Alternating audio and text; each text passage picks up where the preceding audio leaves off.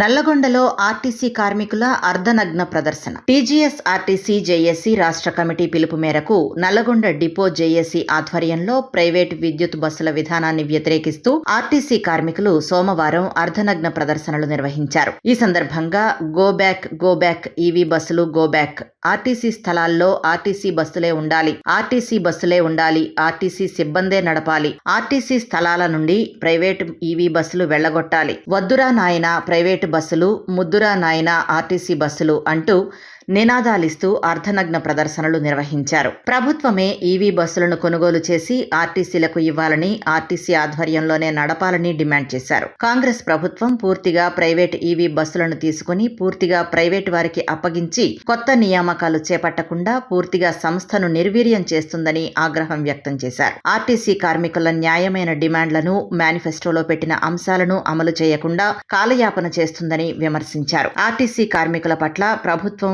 యాజమాన్యం అనుసరిస్తున్న విధానాల పట్ల రాష్ట్ర జేఏసీ సమ్మె నోటీసు ఇచ్చిందని, ఇక ముందు జేఏసీ ఆధ్వర్యంలో నిర్వహించే అన్ని పోరాటాల్లో పాల్గొని విజయవంతం చేసి అన్నింటినీ సాధించుకోవాలని పిలుపునిచ్చారు.